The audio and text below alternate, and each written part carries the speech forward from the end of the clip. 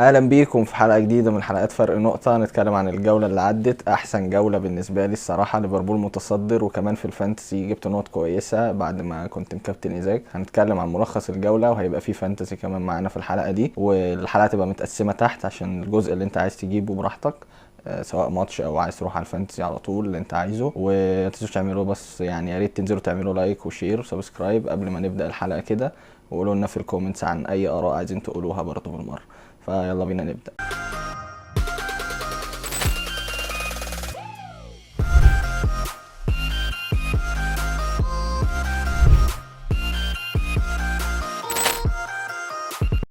البداية معانا مع المتعثر مانشستر سيتي وجوارديولا اللي لسه مش لاقي حلول. بدأ الماتش يعني تشكيل منطقي الصراحة شوية، بفكرة ان كوفازيتش يرجع لمركز السي دي ام، فبدأ عادي كوفازيتش سي دي ام جوندوجان. بس هي الفكرة ان احنا يعني انا مستغرب ان برناردو سيلفا بيلعب يمين وفودين هو اللي في النص. طب ما انت ممكن تطرد برناردو سيلفا ده وتلعب سافيو عادي او سافينيو ايا كان، يعني انت بتنطق اسمه ازاي، وتلعب بيه عادي، ودوكو يلعب الناحية الشمال زي ما طبيعي بدل جاك جريليش اللي كان ميت ده اصلا. الجماهير قعدت تشتم فيه تقريبا في قبل ما الشوط التاني يبدأ، فكانت غريبة شوية ان انت عندك سافيو ودوكو قاعدهم بره. ما علينا. الماتش يعني في حاجات غريبة برضو في خط الدفاع. اكانجي انه بيلعب ناحية اليمين وستونز هو ناحية الشمال، يعني الطبيعي العكس ان انت تعكسهم، لان اكانجي لعب ناحية الشمال فترة طويلة، فكان المفروض ان اكانجي هو اللي يمسك، يبقى مدافع ناحية الشمال، وستونز هو اللي ناحية اليمين ويمسك الناحية اليمين دي شوية حتى وهم طالعين بالكورة. بس ما علينا، خلينا نمشي. الماتش بدأ يعني كان ممكن في أول 4 دقايق أستون فيلا تجيب جونين عادي، لعبوا ماتش حلو جدا لحد ما تيليمانس بيعمل كي باس ابن لذينة حلوة جدا، بتروح مورجان روجرز بيخطف الكورة وبيروح بيلعبها لدوران، جون سهل جدا لاستون فيلا. وغريب ان جون زي ده يخش في مانشستر سيتي. انت بتتكلم على جون جه بباصتين، باصه ضرب بيها خط الدفاع ونص الملعب كله، وباصه تانية اللي هو يعني روجرز مرضاش يفنشها فاداها لدوران عشان هو اللي يجيب الجون. غريبه جدا، ويعني بتدل فعلا ان السيتي لا يعني في مشاكل كبيره، مش مشاكل تقدر تتحل في ماتش او ماتشين كمان. اخر الشوط الاول اغلبه كان برضو استون فيلا هي اللي بتحاول، هي اللي بتروح مرتدات. السيتي مش احسن حاجه، حتى لما بيمسكوا الكوره مفيش خطوره زي ما انت متخيل. هم استحواذ ولكن مفيش اي استفادة من الاستحواذ ده. الشوط التاني بيبدأ برضو استون فيلا كانت ممكن تخطف جون، بس ربنا بيسترها مع السيتي. الاستحواذ معاك ولكن بلا اي فايدة لمانشستر سيتي. استون فيلا يعني عملوا هجمة جامدة جدا دقيقة 59، كانت ممكن يعني تعزز النتيجة وتخليهم يتقدموا اكتر، بس روجرز بيخبطها في العارضة، كان حظه وحش قوي يعني بصراحة. بس بعديها يعني ما بنلحقش، روجرز بياخد الكوره بيعمل هجمه عنتريه، رقص الفرقه كلها، راح يلعبها مجن يديها له تاني، وروجرز بشماله يقوم حاططها في اورتيجا. والمضحك بقى في الموضوع ده ان روجرز ده اصلا طالع من ناشئين السيتي، فانت بعته، مش فاكر كانوا بايعينه بسعر فكك تعتبر 2 مليون ولا مش عارف 2 مليون ونص. فواحد زي ده كان عندك وانت مشيته كده عادي، وفي لعيبه كتير طبعا مش محتاجين نتكلم يعني. روجرز بيندم قرارات السيتي الفترة الأخيرة في إن هو بيسجل فيهم وبيصنع قدامهم كمان. فكان ماتش كويس بصراحة، مش أول مرة يعني، تقريبا دي كان أول مرة روجرز يسجل ويصنع في نفس الماتش في البريمير ليج. في الآخر ما بيحصلش أي جديد. السيتي بتحاول، فودن هو اللي أخيرا من حل فردي رسمي، يعني حل فردي، بياخد الكورة وبيروح بيشوطها مرة بتترد له، بيشوطها تاني بيقوم جايبها جول. صراحة يعني فودن يمكن كان الوحيد اللي تشوف منه خطورة، ولا بقى هالاند ولا جريليتش ولا اي حد من دول. فودن هو اللي كان بيحاول شويه. واعتقد يعني لو الفتره الجايه دي بروين لعب في مركزه الطبيعي بدل ما هو مرمي دكه بره، وسافيو لعب ودوكو لعب، هنشوف السيتي بشكل احسن. نروح للماتش اللي بعديه، ماتش ارسنال كريستال بالاس ديربي لندن. ارسنال بيبدا بنفس تشكيل ايفرتون، ما عدا طبعا جابريال جيسس اللي بيبدا اساسي الماتش ده بعد ما جاب هاتريك في كريستال بالاس في الكاس قبليها على طول. يعني هم لعبوهم في الكاس، جيسس جاب هاتريك، لعب في الدوري جاب فيهم جونين بس المره دي. شفنا مع اول 5 دقايق ساكا بيلعب عرضيه، جابريال اللي هو المدافع ما بيلحقهاش تروح لجابريال جيسس، مش جابريال مارتينيلي. جابريال المدافع ما بيلحقهاش تروح لجابريال جيسس يسجل اول هدف ليه، ويعني يعتبر كده جايب اهو لحد دلوقتي 4 اجوان في كريستال بالاس في ماتشين. بعديها ب6 دقايق بنشوف كريستال بالاس بترد بهجمه جميله من اسماعيل صار، بيقوم مسجل هدف. ويعني ممكن تلبسها الرايه شويه، ويعني انا هلبسها الرايه عشان هو عندي في الفانتزي مش اكتر. اسماعيل صار بيسجل جون جامد، وبصراحه هو ماشي بقاله فتره مع الفريق كويس جدا. بعديها ارسنال بتقدر انها تسجل تاني طبعا من سلاحهم الاول، ركنيه بتيجي بارتي بيلعبها لجابريال جيسس بيخلصها، ويبقى 5 جوان في ماتشين في كريستال بالاس لجابريال جيسس. مش عارف الواد ده ماله فيه ايه، بيسخن قدام كريستال بالاس معرفش ليه كده. بعديها بيجي اتعس خبر على جماهير ارسنال ان ساكا بيتصاب، وشكلها اصابه مطوله يعني شهر ولا حاجه كده، فربنا معاهم بقى ان شاء الله. اوديجارد يلعب وينج يمين ان شاء الله، اتمنى يعني. ساكا بيتصاب وتروسارد بينزل بديل، واللي هو ما كانش احسن حاجه برضو تروسارد. احنا برضو في الماتش غلطه من سليبه اللي يعني الحمد لله رايا بيشيلها وبينقذ ارسنال. وشفنا قبل ما الشوط يخلص برضو الجون ثالث لارسنال بيعززوا النتيجه وبيتقدموا. برضو جيسس كان قريب انه يسجلها بس بتخبط، وهافرتس هو اللي بيلحقها من على الخط. يعني واضح ان جابريال جيسس ماسك فورمه وهيبقى مفيد جدا الفتره الجايه لارسنال، خصوصا مع اصابه ساكا. الشوط الثاني بيبدا يعني بيبقى الريتم هادي شويه لحد ما ماتيتا بيرزع واحده صاروخ، بس رايا واقف في الجون فبيشيلها دبل سيف كده على مرتين. كانت حلوه جدا طبعا من رايا، ومش اول مره يعملها يعني، هو دايما بيعملها. بعد كده ارتيتا بيعمل تغييرات، بنشوف كاليفيوري بينزل ولويس كيلي ده بيخرج. ويعني بصراحه الباك الشمال الناشئ ده كويس جدا، بقاله فتره بيساعد الفريق فعلا، خصوصا انه يعني تخيل انت ناشئ بتلعب احسن من زينشينكو، بالك انت زينشينكو وحش لدرجه ايه، فهو فعلا مميز الفتره دي. واعتقد يعني ممكن نشوفه اكتر شويه مع ارسنال الفتره الجايه. بنشوف الدقيقه 60 جابريال مارتينيلي، ده جابريال مارتينيلي الوينج بقى، فجابريال مارتينيلي بيسجل هدف، ويعني فمارتينيلي بيسجل جول، ويعني ارسنال بتعزز السيطرة أكتر، وبتبقى فعلا ماتش يعني بالنسبة لها كان سهل جدا. الماتش بيخلص في الآخر 5-1، مباراة سهلة على أرسنال. ويمكن احنا متفاجئين شوية إن أرسنال تجيب الرقم ده، بس هم فعلا من بعد التوقف ظاهرين بشكل كويس جدا في الدوري. بس المباراة بتخلص، ولكن أرسنال بتعمل رقم قياسي، وبتبقى أول فرقة تسجل 5 أهداف في 6 ماتشات أو أكتر في الدوري في سنة واحدة. نروح للماتش اللي كان مفاجئ شوية لبعض الناس، مانشستر يونايتد بورنموث. طبعا مانشستر يونايتد مع اموريم شفناهم خسروا في الكاس من توتنهام، وبيخسروا دلوقتي من بورنموث. كانت مفاجأة شوية، ولكن الفريق لسه طبعا محتاج وقت وكده. بس خلينا نتكلم عن الماتش. اليونايتد بتضغط ضغطها المعتاد مع اموريم، كانوا ممكن ان هم يلعبوا بشكل احسن، ولكن بورنموث كانت ماسكة الكرة اكتر، وشفنا الكلام ده من اول ركنية بتيجي بيسجلوا الهدف الاول. ويعني سذاجه كبيره جدا من مدافعين مانشستر يونايتد، مفيش ولا واحد اتحرك غير زيركزي المهاجم هو اللي حاول ينط على الكره، واصلا كان بعيد عنها اساسا. فحاجه غريبه جدا، واضح ان هم لسه مش فاهمين قوي الدنيا ماشيه ازاي. بعد الجون تحسه جه ادى قلم كده على وش لعيبه اليونايتد. اللعيبه بتقرر انها تلعب ويروحوا كذا هجمه، اغلبهم عن طريق برونو اللي شاط كذا كوره، وبرده بلا امل وبلا اي هدف، ما عملوش اي حاجه فيها لغايه الشوط بيخلص 1-0. برده الشوط الثاني يونايتد حاولت برضو، كانت ممكن ان هي تروح وان ممكن يبقى في فرص اكتر، ولكن مع حظهم الوحش بقى ان اول ما كلويفرت بياخد الكوره بيروح مزراوي بتاكل غشيم شويه بيعمل ضربة جزاء، في الاخر كلويفرت بيخش يسجلها. من بعد الجون الثاني اللي هو ضربة الجزاء طبعا اليونايتد انهارت خلاص، ما بقاش فيه اي امل. شوية هجمات عشوائية، في هجمة جرناتشو راحها ولكن بلا اي داعي، وكمان استقبلوا الهدف الثالث على طول، ما استنوش يعني. جرناتشو حاول، هويلاند حاول، ولكن مفيش اي هدف. برضو اليونايتد يعني لسه بتعاني شويه، بس اعتقد ان مع المدرب ده يبقى شكلهم احسن، خصوصا ان هو مدرب يعني كسبان غريمك مرتين، وكمان في الملعب لا فعلا في اختلاف، في شكل في الملعب للفريق، فاعتقد هيبقوا منظرهم احسن بعد كده. هو بس يعني حظهم كان وحش جدا الماتش ده، وممكن يروحوا بعيد في اليوروبا ليج. ومن هنا عايزين نسأل سؤال، هل انت شايف ان اموريم يفضل يكمل باسلوبه ويشربه للعيبه، بحيث انه بعد كده ان شاء الله لما الموسم اللي بعديه يبدا يبقى الشكل خلاص ثابت واللعيبه فاهمه الدنيا ماشيه ازاي، ولا يبدا يمشي باللي عنده دلوقتي لحد ما الموسم الجاي يبدا ويجيب لعيبته ويجيب الناس اللي هو عايزهم؟ شاركونا كده في الكومنتات وقولوا لنا رايكم. دلوقتي نروح لماتش تشيلسي وايفرتون. الماتش الماتش يعني اللي يخرب بيت تقل الدم بتاع ايفرتون. طبعا الشوط الاول بيبدا رتم بطيء،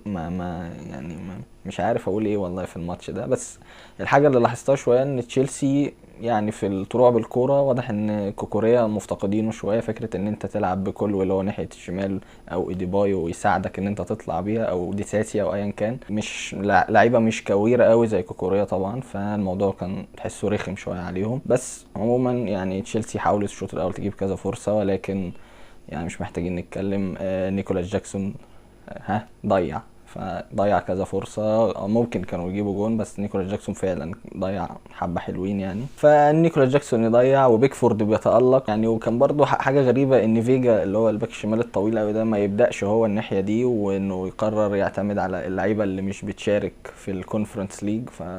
يعني غريبة شوية، بس هو واضح ان هو مجهز لعيبة لبطولة ما ومجهز لعيبة للدوري، فيعني حاجة كويسة. بس ما ساعدتوش قوي في الماتش ده. كمان ان ايفرتون فرقة رخمة وطبعا مقفلة ورا. الشوط التاني نفس الكلام، ايفرتون مقفلة بتلعب على السكند بول، حاولوا يجيبوا مرتدة ما جابوش، خلاص احنا واقفين في مكاننا ما حدش يتحرك. وفعلا الماتش بيخلص 0-0. تشيلسي كان ليها فرصتين، ولكن في الماتش في الاخر بيخلص تعادل. ويعني حاجه وحشه لتشيلسي مش قوي الصراحه، لان هم لسه مركز تاني، وزي ما قالوا قبل كده هم مش بينافسوا على الدوري. كل اللعيبه والمدرب والجماهير بيقولوا كده. فاعتقد ان هم لحد دلوقتي محافظين على المركز التاني، دي حاجه كويسه. وايفرتون بقى لها ماتشين ماشيه كويس، فكره ان هم يتعادلوا ماتشين كده ورا بعض ويطلعوا بنتيجه كويسه، هنشوف الدوري يخلص ازاي. نروح لاخر ماتش معانا، الماتش اللي فرح قلبي واعتقد فرح اي حد قاعد يعني شاف الماتش ده، توتنهام ليفربول. ماتش كان يبان انه رخم طبعا، لان توتنهام جايه من مكسب كبير على مانشستر يونايتد، كسبوهم 4-3، فنتيجه كويسه طبعا، وجايين عندهم ثقه ان هم يلعبوا ماتش حلو. ولكن المفاجاه ان احنا فشخناهم. مش 6 يعني، كانوا ممكن يبقوا 9 عادي، ولكن هم برضو الصراحة يعني لعبوا ماتش كويس. بس خلينا نمشي في احداث الماتش. الشوط الاول بيبدأ ليفربول اغلب الوقت مسيطرة، ولكن اللي عجبني ان هم ما اعتمدوش على الضغط، ان انت تفضل تضغط على الخصم، لا ده هم تعالوا لنا انتوا. وهم كده كده توتنهام دايما بيعتمدوا باسلوب الدفاع المتقدم، فليفربول لعبت على ده بطريقه كويسه، ان هم يستنوا هم الخصم اللي يجي ناحيتهم ويبتدوا يلعبوا على كوره سريعه من ظهرهم. شفنا كذا كوره كانوا ممكن يروح جول. وطبعا لازم اشكر ارنولد اللي لعب عرضيه خياليه للويس دياز، بيجيب منها الجون الاول. عرضيه فشيخه يا جدعان، الراجل ده مش طبيعي. فبيجي اول جون من لويس دياز، وبعديها بنشوف برضو ليفربول هي اللي ماسكه الكوره، هي اللي بتحاول تيجي. بعديها هجمه تانية روبرتسون بيرفعها بتيجي لسوبوسلاي، يعني مش عارف هي اتحسبت له اسيست ولا لا، ولكن هي بتتلعب لماكاليستر بسهوله جدا، بيسجل الهدف الثاني. وبصراحه يعني الماتش كان ماشي كويس جدا، الى ان ماكاليستر بيعمل غلطه غبيه جدا في نص الملعب. كلوزوفسكي اللي كان شراحم حد في الماتش، كان مروق الكل، روبرتسون وماكاليستر وفان دايك وكل الناس، لعب ماتش حلو جدا. فماكاليستر بيغلط والكره بتتقطع، بتروح لماديسون من لمسه واحده جول، وبصراحه لا يلام عليها اليسون تماما يعني. ولكن بعديها بتيجي هجمه مرتده لليفربول، صلاح بيصنع سوبوسلاي بيسجل جون حلو من بين رجل الحارس فورستر. كان جون جميل بصراحه. وان سوبوسلاي الماتش ده كله لعب ماتش جميل، مش عارف هل ده عشان في مساحات كتير فسوبوسلاي استغلها، ولا هو فعلا بقى شكله احسن وبقى كويس في الماتش ده. بعد كده برضو توتنهام الشوط الثاني بتبدا بنفس طريقتها، الدفاع المتقدم، وده استغلوا ليفربول كويس جدا. برضو هجمه تانية بتروح الكره بتفضل تخبط بتيجي على رجل صلاح، بيسجل الهدف والهدف ال14 في الدوري، وده بيخليه من الهدافين. بعديها برضو نفس الفكره، هجمه مرتده، بس المره دي سوبوسلاي لصلاح مش العكس، وصلاح بيسجل هدف تاني جميل جدا، ويبقى فرق جونين عن هالاند، 15 جول لصلاح 13 لهالاند. لحد هنا الماتش ماشي تمام، الماتش ماشي كويس. حصل تغييرتين بقى يعني، واحده حلوه وواحده انا مش فاهم هي ليه اتعملت. جوتا بينزل بدل جاكبو، تمام حلو جميل. جاكبو ما كانش احسن حاجه برضو، كان حلو بس مش احسن حاجه. ماكاليستر يخرج بدل جونز، تغييره انا مش عارف ليه. اولا جونز لو هيتبدل فيتبدل بدل سوبوسلاي، انت عايز تسيب سوبوسلاي لان هو ظهر الماتش ده كويس وماسك فورمه وكلام جميل جدا. مين بقى هيدافع جنب الراجل اللي اسمه رايان جرافنبيرخ ده يعني؟ بعديها احنا دخل فينا تك تك تك جونين بعديهم، الواد سولانكي ما سماش. انا مش عارف في ايه، الكوره بقت صعبه علينا. في الجون التاني التوتنهام اللي جابوه ده اصلا ضحك يعني، الدنيا فاضيه خالص، ما اعرفش جو جوميز كان راح يمسك مين ناحيه اليمين، والله العظيم انا كنت هتجنن. جو جوميز راح ناحيه ارنولد ما اعرفش بيعمل ايه، وجونز واقف انا مش عارف هو كان واقف فين اصلا، وفان دايك واقف بامكان. الكرة عدت من فوق دماغه، راح الجون بسهولة جدا لكولوسوفسكي. فيعني انا مش فاهم، الحتة عندنا في النص بقت فاضية من بعد ما ماكاليستر خرج. بعديها برضو خط الدفاع يعني مش عارف ايه اللي جراله بعد خروج ماكاليستر، انا مش فاهم ايه اللي حصل. بيجي جون تاني سولانكي ولا يلام عليه اليسون ولا حتى فان دايك اللي كان جنبه، هو كان ممكن يخرجها، بس انا حاسس ان هو لو كان مد رجله كان هيديله ضربة جزاء، فملاش لازمة يعني. بيجي جون تاني من سولانكي صنع هدف وسجل هدف من لا شيء حرفيا، بس الحمد لله في الاخر بيجي جون سادس وليفربول بتخلص الماتش ده ب6-3، يعني نتيجة كبيرة ونتيجة كويسة وبتعزز الصدارة.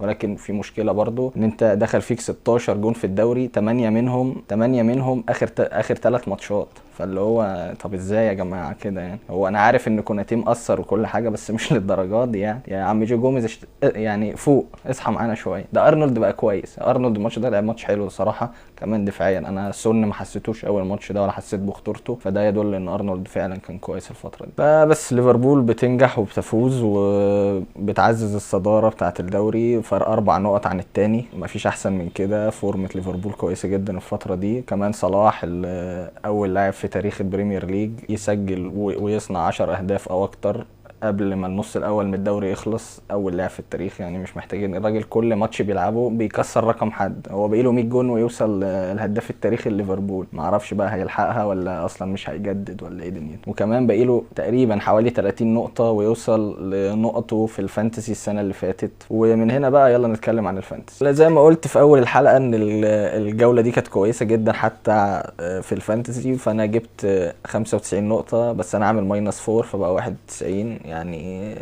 تقريبا دي اعلى نقط جبتها لحد دلوقتي. فالحمد لله 91 نقطة كويسين جدا. بس يعني لو كان رامز ديل لعب بدل انا اصلا ما كنتش عارف ان رامز ديل رجع من الاصابة، وبعدين بيلعب الجوانتي بتاعه 4 صوابع بس، ما اعرفش الخامس وداه فين. والحمد لله طبعا كابتنة ايزاك بتأتي بثمارها، وده اول نيجاتيف 4 اعمله، والاثنين عندي يتألقوا، سواء جوستو طالع بكلين شيت، ايزاك جايب لي هاتريك وكمان كابتنة.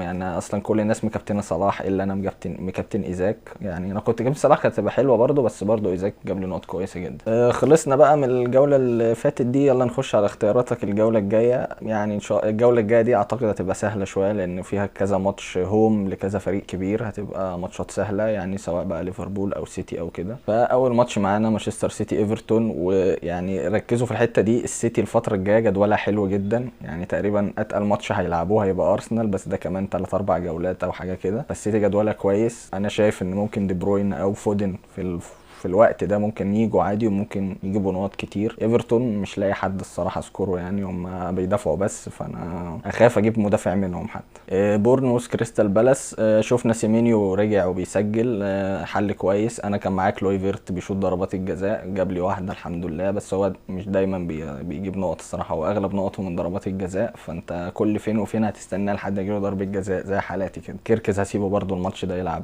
تمام، انا شايفه ماتش كويس لبورنموث بصراحه، وجايين من فوز كبير على اليونايتد. تشيلسي فولهام، حاسه الماتش ده هيبقى ان شاء الله ماتش انفجار بالمر يعني، حاسس انه هيبقى ماتش كويس جدا ليه، فانا هسيب بالمر عادي، هسيب انزو، هسيب جوستو، الثلاثه بتوع تشيلسي اللي عندي هسيبهم. مش عارف كوكوريا هيرجع الماتش ده ولا لا، ولكن لو رجع هيبقى حل كويس ممكن، خصوصا ان تشيلسي جدولها كويس. طبعا في ناس كتيره بتشتم نيكولا جاكسون، عايزه تبيعه، تجيب ايزاك، تجيب حد تاني. انا رايي تصبر عليه شويه عشان زي ما قلت جدول تشيلسي حلو، وكمان الفتره الجايه اصلا كذا جوله هتلحم في بعض، فانت مش هتلحق تغير كتير في اللعيبه، ولو غيرت لعيب هتتسوح جامد لان كله هيمشي ورا بعضه من الجوله الجايه. نيوكاسل استون فيلا، طبعا ايزاك معانا. لويس هول هسيبه يلعب الماتش ده ولو اني مقلق شويه. استون فيلا يعني انا شايف دوران ماشي كويس الفتره دي، فانت ممكن تجيبه. روجرز هو بحالات، فمش عارف تاخد الريسك يعني، عايز تاخد الريسك وتجيبه تمام، مش عايز خلاص براحتك.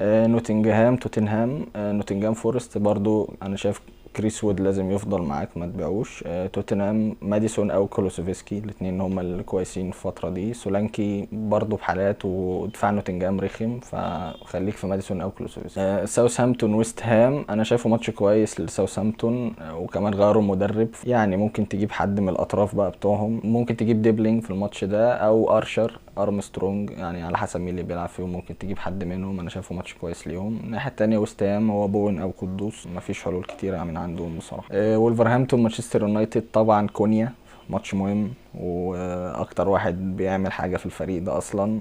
مانشستر يونايتد يعني انا شايف الحلول كلها بتيجي من ناحيه برونو، فممكن برونو او ديالو، مش شايف حد تاني الصراحه منهم، خصوصا ان كمان جرناتشو مبقاش يشارك بشكل اساسي. ليفربول ليستر سيتي، انا طبعا يعني مش محتاج اقول صلاح كده كده، ممكن دياز، بس حاسس ان الفتره دي هيحصل روتيشن كتير، ممكن تلاقي جوتا بيلعب، ممكن تلاقي نونيز بيلعب، فاضمن حاجه دلوقتي صلاح، او ممكن ارنولد برضو. الماتشات الجايه عندنا كويسه، وممكن ارنولد يصنع كتير. ويعني حابب تاخد ريسك وتجيب حاجه ديفرنشال، ممكن جيمي فاردي، ولو ان انا يعني حاسسها صعبه شويه، بس هنشوف. برايتون وبرينتفورد، طبعا برينتفورد ماشيه كويس، برايتون واقع حبه، طبعا امبويمو وويسا لا غنى عنهم من الفريق بتاعهم. برايتون يعني حتى ويلبك اتصاب، جواو بيدرو مش ماشي كويس، عايز تسيب جواو بيدرو، ممكن يأدي في ماتش زي ده، هو برضه بيشوط ضربات الجزاء، فيبقى حل كويس. اخر ماتش ارسنال ابسويتش، ساكا اتصاب،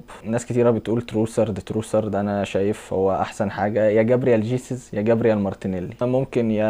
ممكن تجيب جابريال جيسز او كاي هافرتس او جابريال مارتينيلي، يعني اختار انت من جيسز وهافرتس بقى، شوف انت عايز مين. انا هسيب اوديجارد، انا خليه يعتزل على ايدي، الواد لاعب 90 دقيقه ما عملش حاجه، ديكلان رايس نزل من على الدكه جاب جون واسيست، وهو يا رب يلعب رايت وينج يا رب. المهم دي الحلول بتاعت ارسنال. نروح لتشكيلتي. انا مش هعمل تغييرات في الاساسيين، بس هعمل في الدكه، لان اغلب دكتي ما بيلعبوش. جبت الباك اليمين بتاع كريستال بالاس مونيز بدل اوكولي اللي هو ما كانش بيلعب في ليستر سيتي ده، فجبت بداله المدافع ده.